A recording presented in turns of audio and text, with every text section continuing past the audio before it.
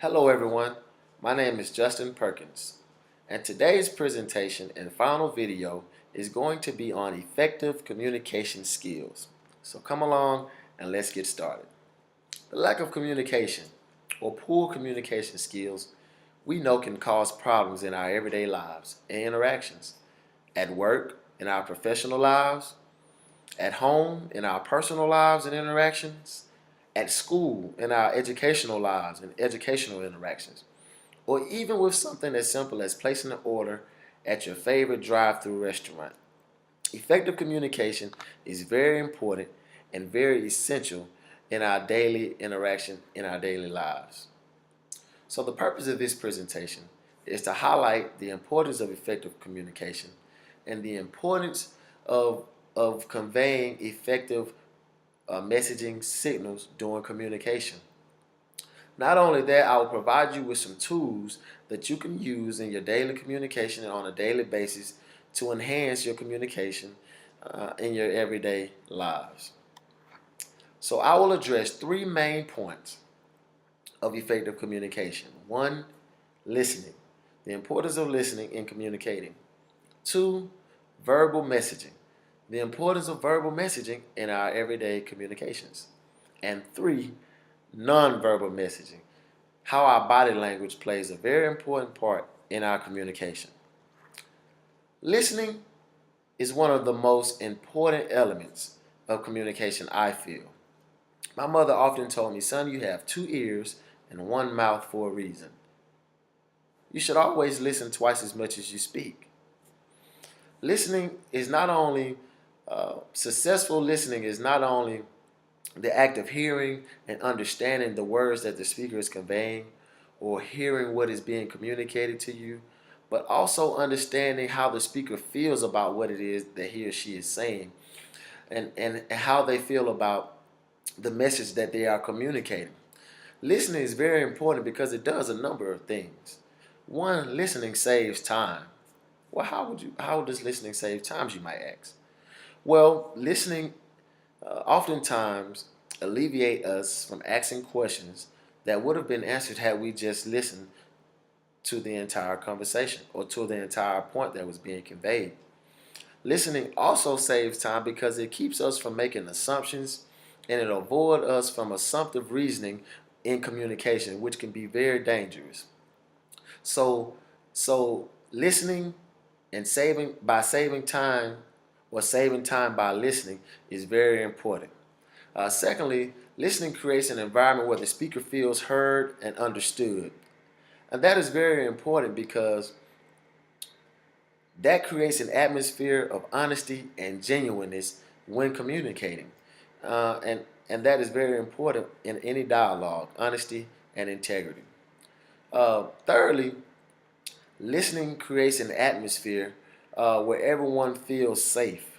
It alleviates negative energy and emotions. Now that is very important. It alleviates the hostility in communication if in the event there may be a disagreement. Well, how so? Well, even if I disagree with you or I disagree with what it is that you're saying, by giving you the respect of listening to you and in turn demanding that respect back, it adds an air of peace or tranquility to our dialogue. We can agree to disagree, if you will. But by listening, I provide the speaker, whether I agree or disagree, with the respect that in turn I demand just simply by listening. So listening is very important, and like I say, I feel the most important component of effective communication. Paraphrasing is a form of expressing one is listening. What paraphrasing is a brief reflection or a brief response to what the speaker is saying. It is important because what paraphrasing does, it allows the speaker to hear their own thoughts, and it allows the speaker to focus on what it is they're saying and how what they're saying is making you feel. So by paraphrasing in short what it is that you just heard from the speaker, uh, again, that allows the speaker to know, one, that you're listening, and it also allows the speaker to know how what you are hearing is making you feel. Very important in communication. Secondly, paraphrasing shows the speaker that not only you're listening, but you're trying to perceive and hear what it is that they're saying and see it through their eyes. What paraphrasing does is it shows that you're being unbiased in your reasoning or interpretation of what the speaker is saying. That is very important. Now, paraphrasing, be careful because oftentimes we can paraphrase by asking questions, but paraphrasing does not include asking questions or trying to derail the conversation or lead it in a different direction by introducing a new topic. Paraphrasing simply states or reinforces or reflects in a statement on what it is that we just heard. Very important component of listening. Now, a way that we can acknowledge paraphrasing, or a way that we can inject paraphrasing into a dialogue or communication, is by acknowledgement responses. Now, what acknowledgement responses are responses that you can inject while the speaker is speaking. One word, brief one word punchers that you can inject to let the speaker know that you are attentive and that you're listening and actively engaged in what he or she is saying. I give you an example. Uh-huh. Sure. Absolutely. Etc. etc. These are all punch words or punch phrases that you can inject just to let the speaker know that you are actively listening and actively engaged in what they're saying. Lastly, summarization or summarizing is a way that we can actively listen and express to a speaker or convey the message to the speaker that we're listening. Now, listening accurately to another person and reflecting the main points of their conversation is simply summarization. But you have to be mindful because oftentimes we want to summarize before we listen in totality. Summarization comes at the end of the conversation or once the speaker has made the main point that they're trying to make. So be careful in summarization with your time of injection. Be very mindful that when you attempt to summarize what a person is saying, you do it at a point or at a time that the speaker has fully expressed their thoughts. They have fully expressed and conveyed their message, and so that it does not come off as assumptive reasoning. So summarization, very important. And be mindful to wait until the speaker has said everything that you think or that they want to convey before you make an effort to summarize. The second main point that I said I'll address today is going to be effective verbal communication. Effective verbal communication reflects the use of sounds, languages, and in conveying and relaying a message. It serves as the vehicle for expressing one's desires. So this is very important because it serves as the catalyst and very vital in the process of communication, learning, and also even in our teaching environments. So when we're using verbal communication, some of the key points that we want to keep in mind is one, brevity and organization. Have you ever noticed that in today's society, the attention span of people seems to get shorter and shorter and shorter and shorter? Technology, for some reason, seems to make people attention span these days shorter than the average 401k today. But anyway, brevity and organization in communication conveys several messages, and it keeps from obscuring the message and causing confusion. Oftentimes, complexity is a result of over exaggeration or overextending the message. Brevity also shows one that you're knowledgeable and that you're confident in what it is that you're trying to convey. Also, what brevity does is it creates an air of what brevity does is it creates you from making a perception of an air of superiority. It keeps you from appearing to be overbearing, and so with that, let's be mindful in developing the simplicity approach is often more so desirable when we're communicating. It may seem a paradox, but the shorter and more focused the message is, the more the message seems to carry. Confidence. Confidence in communicating is very, very important. Um, Most oftentimes people relate confidence um, with a way of thinking or with a way of feeling, but actually confidence is more so an act or outward display of knowledge and security in what it is that you're trying to convey. Um, Ways that you can take charge of the signal that you're sending is one, by having a stable and clear voice of tone. Um, you may need to practice, speaking with a clear voice, without whispering or without mumbling, just to convey self-assurance in your tone and in your verbal messaging. I oftentimes practice engaging speech. And what that does, it won't matter how confident you are, if no one is listening to you, um, your monologue or your monotone in your speech, no one is listening to you, then it doesn't really matter how confident you are. And so oftentimes you want to engage in you want your speech to be engaging. And so involve others in your speech.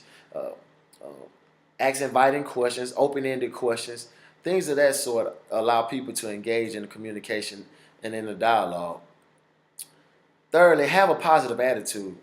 Oftentimes, confidence is simply a attitude, and so when you're dialoguing and when you're interacting with people on a verbal manner, oftentimes just by having a positive attitude and not wearing your emotions on your sleeves, you can come off as very confident and very secure in the message that you're trying to convey.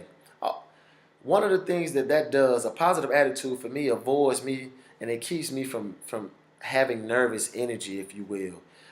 It avoids me from making nervous movements or adjustment that just come off as awkward and kind of telegraph my emotions.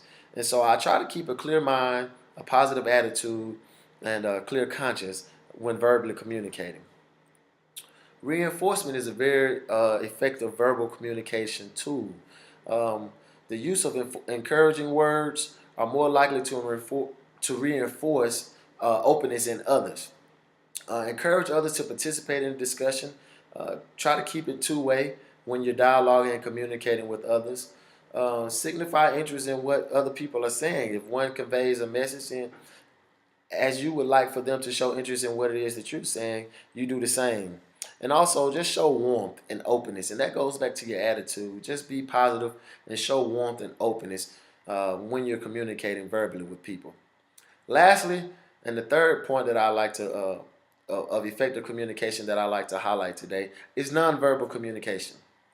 Nonverbal communication includes your facial expression, your body language, your tone and pitch of voice, and just simply a display of your dialogue and demeanor while communicating.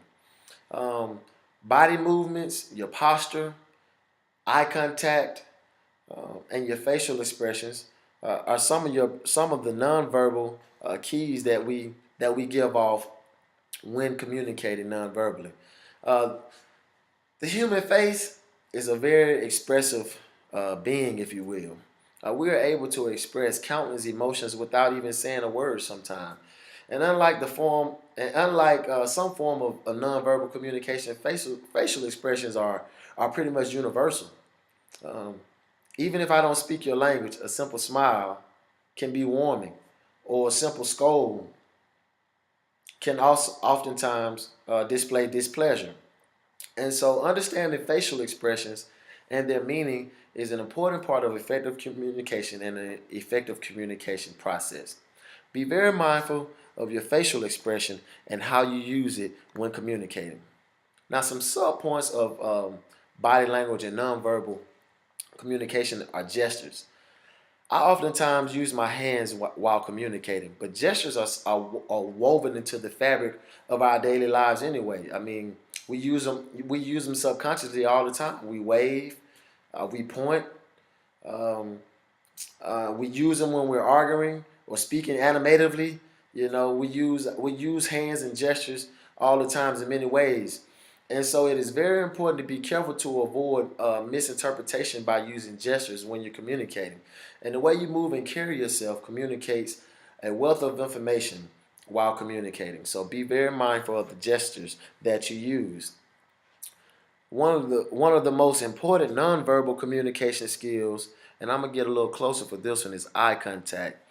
Oftentimes, when communicating with a person, eye contact often tells you, one, whether or not that person is listening, but two, oftentimes you can see the soul of a person through their eyes.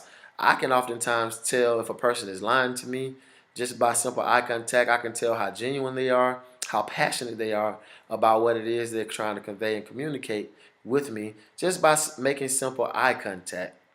So, anytime you're interacting with a person, making good and prominent eye contact is very important, and not only showing respect, but letting the person know that you're listening and actively engaging with what it is that the person is saying.